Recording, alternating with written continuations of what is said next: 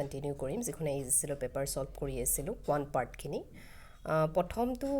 মানে এনেকুৱা যে ভেলোচিটি ডিষ্টেন্স এনেকুৱা টপিক এটা আছে তাৰ পৰাই বেছিক কুৱেশ্যন আহিছে কোৱান্টৰ মানে মেথছ পাৰ্টৰ যিখিনি আছে এতিয়া দিছে a car moves 1260 kilometre in 40 hours just average স্পীডটো উলিয়াব দিছে কিন্তু মিটাৰ পাৰ ছেকেণ্ডত আছে তো 1260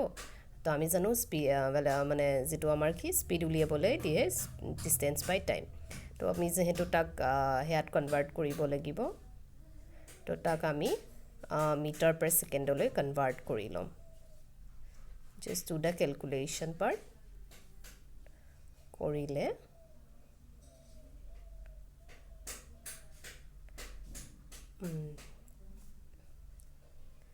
so what will get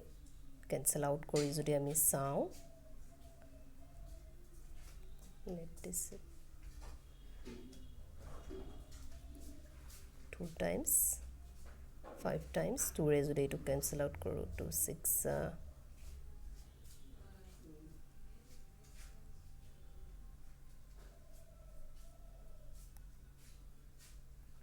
okay 63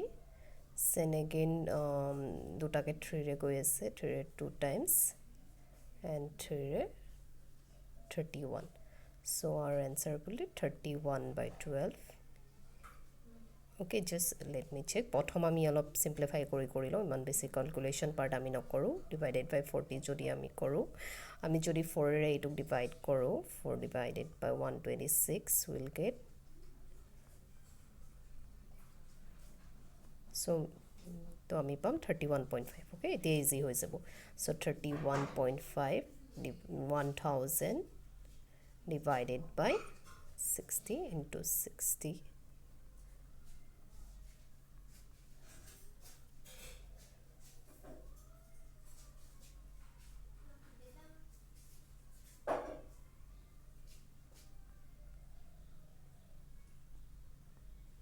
যদি এইখিনি ক্যালকুলেট কৰে আপোনালোকে পাব 8.75 সো আমাৰ আনসাৰটো হৈ যাব 8.75 নেক্সট আমাৰ কোৱেশ্চনটো আছে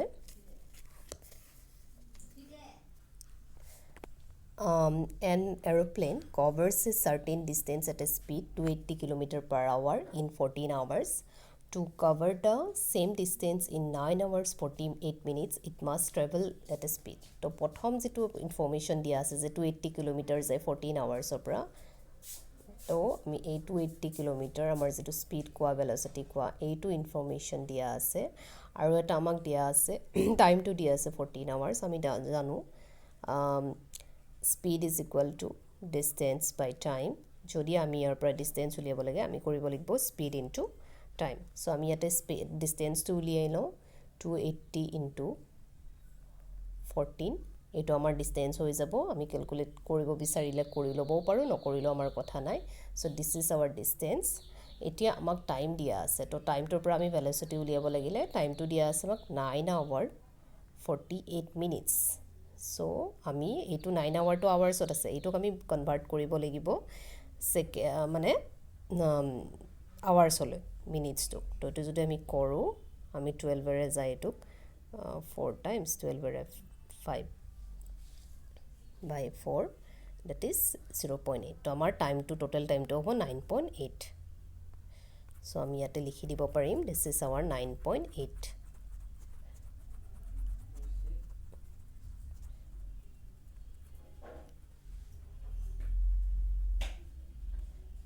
so this is 9.8 মানে আমি এটো ক্যালকুলেট কৰিব লাগে জাস্ট তেতিয়া আমি পাই যামগে যদি আমি এটো কৰো 14 ৰে 0.7 বাৰ আৰ 0.7 ৰে যদি এটো কৰো 40 400 তো আমাৰ আনসাৰটো ওলাই যাব 400 km/h then next এটা কোৱেশ্চন আছে A man travels from his home to office at 4 km/h and reaches his office 20 minutes late. So, ejon manuhe eta speed dia ase মানে এটা velocity 1 বা বুলি দিনো 4 km বা speed 1 বুলি যদি আমি ধৰো speed ধৰে velocity ধৰে হেয়া তো এটো দিয়া আছে মোক 4 km/h okay এইটো S1 বুলি যদি আৰু তাৰপিছত আমাক কৈছে 20 মিনিটছ লেট হয় মানে টাইমটো যদি সি 20 মিনিটছ পিছত গৈ পায়গৈ তাৰপিছত কৈছে if the speed has been যদি তাৰ স্পীডটো 6 কিলোমিটাৰ পাৰ আৱাৰ হ'ল হয় তেতিয়াহ'লে সি কৈছে যে 10 মিনিটছ আগতেই গৈ পালে হয় তো এইটোৰ এটা চিম্পল ফৰ্মুলা আছে আমি টাইমৰ ডিফাৰেঞ্চটো উলিয়াব লাগে চ' T1 + 20 minus T1 minus suppose 10 চ' এইটো যদি আমি কৰোঁ T1 + 20 minus T1 minus plus 10 চ' আমাৰ টাইম ডিফাৰেঞ্চটো হ'ব 30 তো আমি ইজিলি কৰিবৰ কাৰণে কি কৰিম যি দুটা স্পীড দি আছে তাক ইনটু কৰিম 6 আৰু সিহঁতৰ ডিভিজন আৰু যিটো টাইম ডিফাৰেঞ্চ পালোঁ সেইটোক আৰু এইটো মিনিটছত আছে তাক আমি আৱাৰ্ছলৈ কনভাৰ্ট কৰিবৰ কাৰণে 60টো তলত দিছিলোঁ তো এবাৰতে কেলকুলেশ্যনটো হৈ যাব চ' এইটো হ'ব আমাৰ 4 × 6 চ' this would be 4 this is 2 চ' এইটো হৈ যাব 1/2 তো আমাৰ এনচাৰটো হৈ যাব 6 okay the present age next কুৱেশ্যনটো আছে দ্য প্ৰেজেণ্ট এজ অফ ৰামৰ যিটো প্ৰেজেণ্ট এজ সেইটো দিয়া আছে 20 আৰু ৰামৰ ফাদাৰ ফুলিয়ে ধৰিলোঁ তেওঁৰ দিয়া আছে এজ 40 ইয়াৰ্ছ এতিয়া কুৱেশ্যনটো আমাক সুধিছে যে how many years ago' age of his father was 3 times of his age মানে ছাপ'জ ধৰিলোঁ ইমানেই ইয়াৰ্ছ এগ'ত তাৰ যিটো ফাদাৰৰ যিটো এজ আছিলে তাৰ 3 টাইমছ আছিলে ৰামৰ এজৰ জাষ্ট আমি এই এক্সৰ ভেলুটো ফাইন কৰিব লাগে তো ফাদাৰ ছাপ'জ আমি জানো -40 হৈ যাব তো এইটো আমাৰ 3r - 3x হৈ যাব অ'কে চ' ফাদাৰ অ'কে তাৰমানে আমাৰ এনেকুৱা father -x 3 times of his চন ৰাম -x মাইনাছ এইকাৰণে কৰিছোঁ এগো সুধিছে পিছত সুধিলে প্লাছ হ'লে ফাদাৰ -x কৰোঁ 3r - 3x চ' ইয়াৰ পৰা মই কি পাই যাম 2x = 3r - ফাদাৰ চ' ইয়াৰ পৰা জাষ্ট মই উলিয়াব লাগে 2x ৰামৰ আছিলে কিমান ইয়াৰ্ছ ৰামৰ আছিলে 20 ফাদাৰৰ আছিলে 40 এইখিনি কেলকুলেট কৰিলে মই পাম 320 60 - 40 তাৰমানে 2x = 20 চ' ইয়াৰ পৰা মই পাই যাম x = 10 তো মোৰ এনচাৰটো হৈ যাব 10 তাৰপিছত দিছে এ man can row' at a speed of 6 km/h in still ৱাটাৰক আমি ইউ বুলি ধৰোঁ এইটো 6 দিয়া আছে আৰু it takes 3 hours more in upstream than the downstream to cover the same distance if the speed of the current স্পীডৰ কাৰেণ্টটো দিয়া আছে আমাক 2 km/h এতিয়া আপষ্ট্ৰীম আৰু ডাউনষ্ট্ৰীমৰ স্পীড উলিয়াব লাগিব তো আপষ্ট্ৰীমৰ স্পীড উলিয়াবৰ কাৰণে আমি কৰিব লাগিব দুটাকে প্লাছ ডাউনষ্ট্ৰীমত কৰে কি এই দুটা প্লাছ কৰে তাৰমানে 6 + 2 ডাউনষ্ট্ৰীমৰ স্পীডটো হৈ যাব 8 আৰু আপষ্ট্ৰীমৰ স্পীডটোত কৰে -6 - 2 এইটো হৈ যাব আমাৰ 4 এতিয়া আমাক কৈছে টাইম লাগিব ছাপ'জ আগতে কৈছিলোঁ speed is equal to distance by time so' time equal to আমাৰ কি হ'ব ডিষ্টেঞ্চ বাই স্পীড এইটো ফৰ্মুলা আমি ইয়াতে ইউজ কৰিব লাগিব ডিষ্টেঞ্চ বাই স্পীডত মানে আমি টাইমৰ ফাইটো ইউজ কৰিম চ' আমাক ইয়াত দিছে কুৱেশ্যনটো যদি আমি পঢ়োঁ আমাক কৈছে যে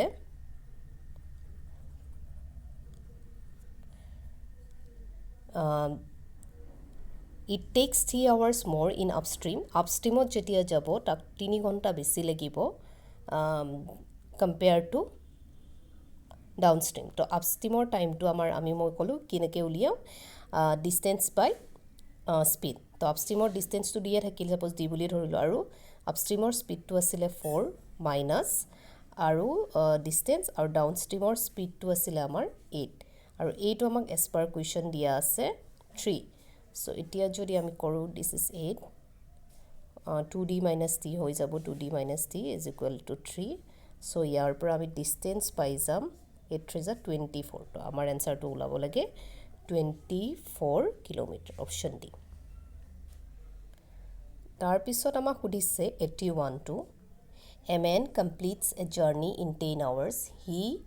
traveled first half of the journey at the rate of 21 km per hour and the second half of the journey at the rate of 24 km per hour. Find the total journey to আমাক উলিয়াব দিছে তো এইটো আমি একেই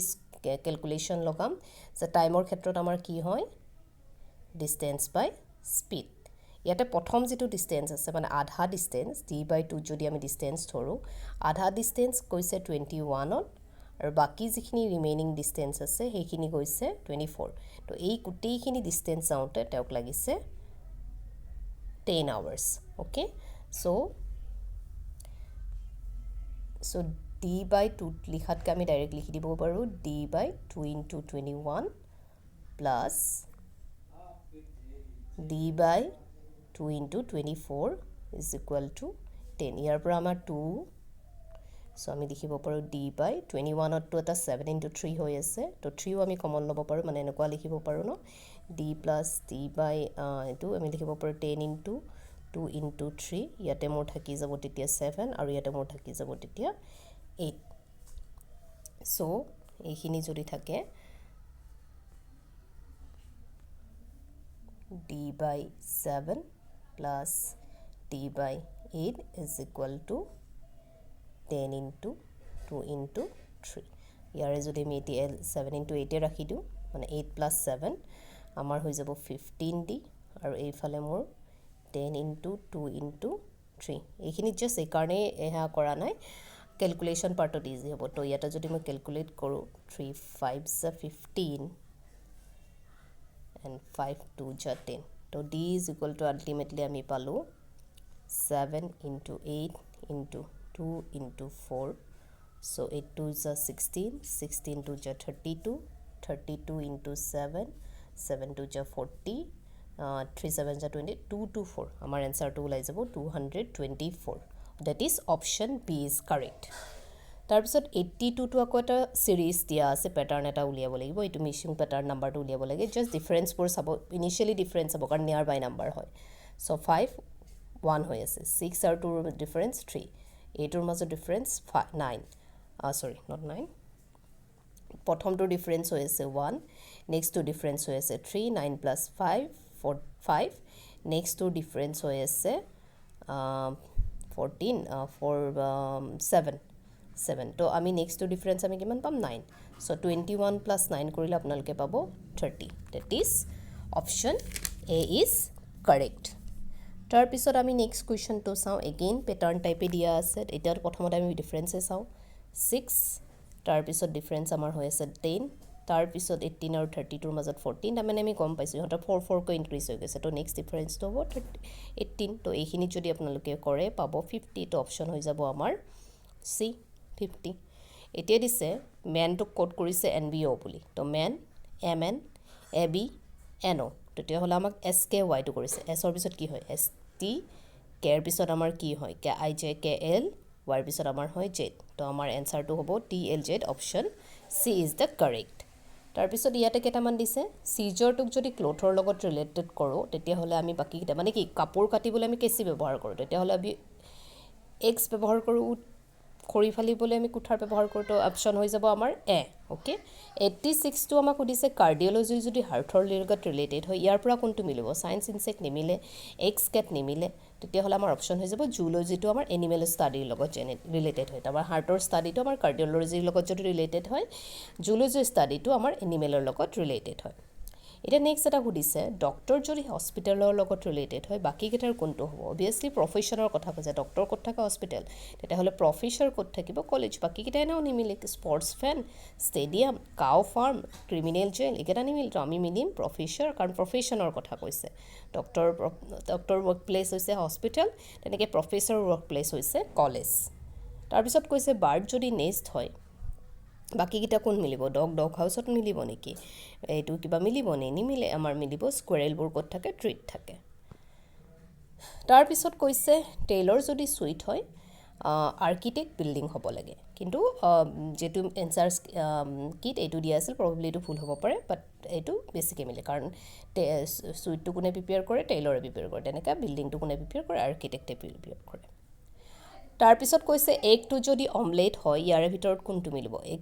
এগৰ পৰা omelette বনায় তেতিয়াহ'লে ক্লেৰ পৰা আমাৰ কি বনে পটাৰী তো এটা ইজি আছিলে কোৱাইট ইজি চবেই কৰিব পাৰিব এইবাৰ এইটো চাওক এটা মানে কোৱা ডাইৰেকশ্যন ৰিলেটেড কুৱেশ্যনছ দিয়া আছে ইয়াতে কৈছে যে কুমাৰ আছে 40 kilometre to the So, yet is on a playground. Dev, Kumar, Nilesh, Ankur, and Pintu are standing as described below facing north. Eta dhyan rakhibo north face hoy ase, okay? Tar pisot dise je koise je Kumar is 40 kilometer to the right of Ankur. Yat jodi moi Ankurok bahai disu tetia hole yar 40 kilometer right ot ase Kumar is 40 kilometer to the yate Kumar ase, okay? Aru ihotor major distance to hoise 40. Next এটা দিছে দেৱ is 60 kilometre to the south of Kumar তো দেৱ আছে কুমাৰৰ এইটো দেৱ বুলি যদু আৰু 60 কিলোমিটাৰত আছে তাৰপিছত আমাক কৈছে Nilesh is 25 kilometre to the west of Ankur Nilesh আছে ইয়াৰ ৱেষ্টত নীলেশ ইয়াৰ ৱেষ্টত আছে আৰু এইটো আছে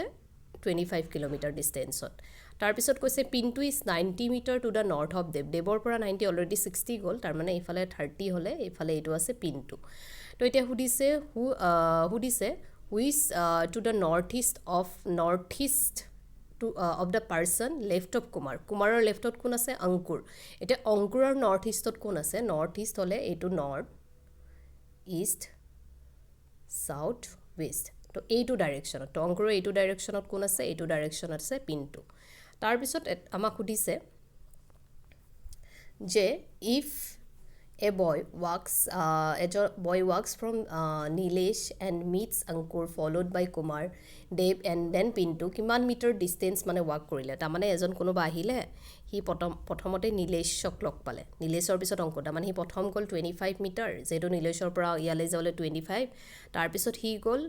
অংকুৰৰ পৰা সি মিট কৰিলে এবাৰ কুমাৰৰ কাৰণে সি যাব লাগিব 40 কিলোমিটাৰ তাৰপিছত এগেইন হি গ'ল দেৱক মিট কৰিলে হি গ'ল 60 কিলোমিটাৰ তাৰপিছত দেৱৰ পৰা হি পিণ্টুক তাৰমানে হি এগেইন গ'ল 90 গোটেইকেইটা টোটেল কৰিলে আমি পাম 215 তো আমাৰ এনচাৰটো হৈ যাব অপশ্যন এ চ' এইবোৰ ডায়েগ্ৰামেটিকেলি বনাই ল'লে ইজি হৈ যায় কৰিবলৈ অ'কে তাৰপিছত কৈছে 93টোত if south east becomes north east become west and so' on what will west become তো এইবোৰৰ কাৰণেও ডায়েগ্ৰামেটিকেলি এটা এনেকুৱা এইটো সাপোজ আমি নিজৰ জিনো জানো কিন্তু এটা কৈছে যে সাউথ ইজ বিকাম এইটো আমি নিজৰ যেটো জানো আমি হেতু চাওঁ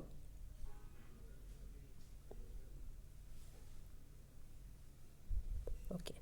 এটা আমাক কৈছে সাউথ ইষ্ট এই যেটো সাউথ ইষ্ট হয় এইখিনি south east direction south east became north তো ই হৈ গ'ল আমাৰ নিউ নৰ্থ যেটো আমি নৰ্থটোনকে জানো তাৰমানে এইফালে আমাৰ কি থাকিব সাউথ তাৰপিছত কৈছে নৰ্থ ইষ্ট বিকাম ৱেষ্ট তেতিয়াহ'লে এইফালে আমাৰ কি থাকিব ইষ্ট এইবাৰ আমাক সুধিছে তেতিয়াহ'লে কৈছে যে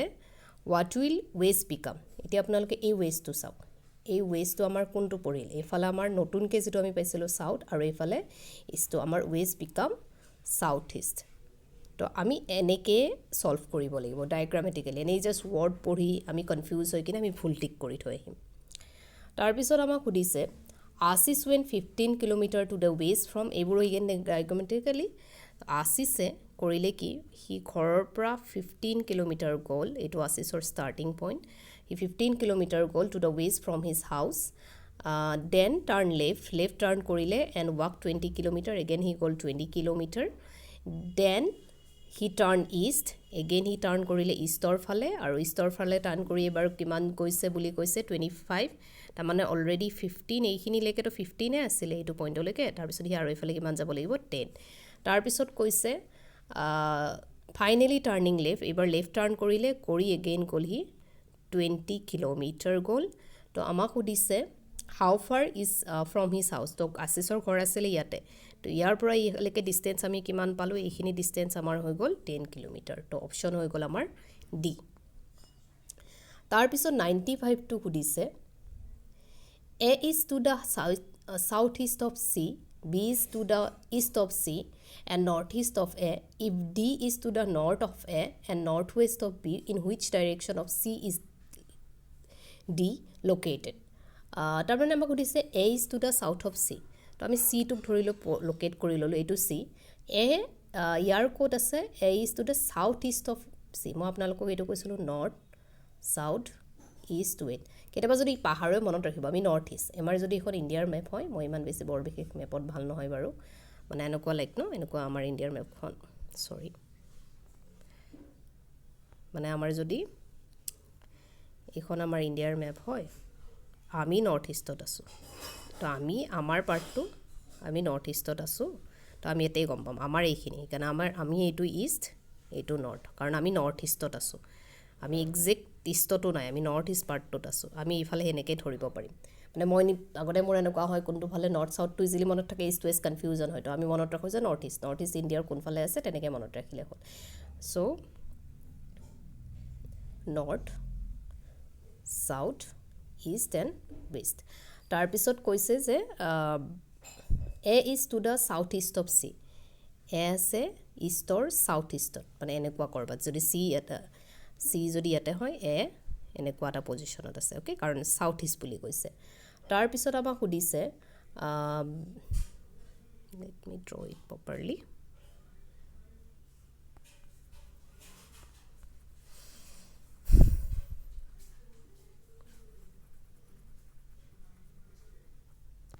এইটো যদি মোৰ চি হয়